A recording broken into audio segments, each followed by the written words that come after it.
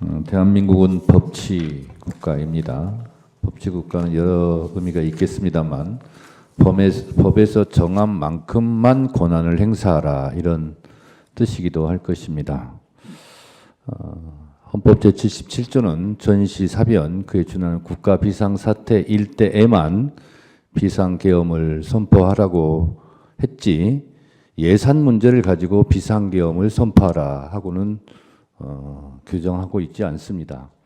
따라서 오늘 예산 부분에 대해서 많은 부분이 오고 갔는데 그것이 비상계엄을 선포할 조건에는 해당되지 않는다는 점을 분명히 말씀드리고 헌법에 입법권은 국회에 속한다 이렇게 되어 있습니다. 물론 행정권은 정부에 속해 있습니다. 예산 편성권은 정부에 속해 있고 국회는 그 편성된 예산에 대한 심의 의결권을 가지고 있습니다. 정부 입장에서 국회에서 심의 의결하는 예산이 마음에 안 들 수 있습니다.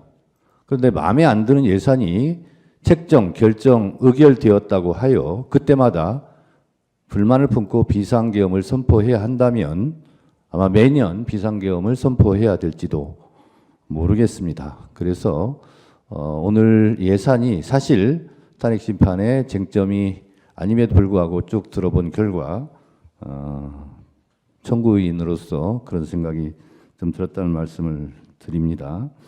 또 하나 많은 예산 부분이 나왔지만 오늘 산업부에서 발표한 대로 조선일보 기사 제목은 이렇습니다. 멀어진 산유국의 꿈, 대왕고래 주가 무더기 하한가 추락. 동아일보 대왕고래 석유가스 매장량 경제성 없다고 판단. 대통령께서 사실 담화하실 때도 이 대왕고래 프로젝트에 대해서 말씀하셨기 때문에 오늘 이런 기사를 제가 말씀을 드립니다. 그렇다면 결국 국회에서 이 대왕고래 프로젝트 예산을 삭감한 것은 결국 경제성이 없는 부분에 대한 잘된 예산 삭감이 아닌가 그런 생각도 들었습니다. 또한 특활비 얘기만 특별히 한 말씀 더 드리면 제가 속해 있는 국회 법사위에서 했습니다만 저희가 수없이 증빙 자료를 제출하면 증빙된 만큼 예산을 책정해 주겠다고 수없이 말했습니다만 국회에서 심사를 해봤을 때 특수활동비는 특수하게 쓰여지는 활동비일 텐데 예를 들면 왜 명절 전날 특수활동비가 이렇게 많이 쓰여지는가? 명절에는 오히려 특수활동비가 들지 않을 텐데 수사를 하지 않으니까 그런 의심들이 들었음에도 불구하고 증빙자료를 제출하라고 했는데 실제로 제출하지 않았습니다. 그래서 삭감을 하게 되었다는 말씀을 드립니다.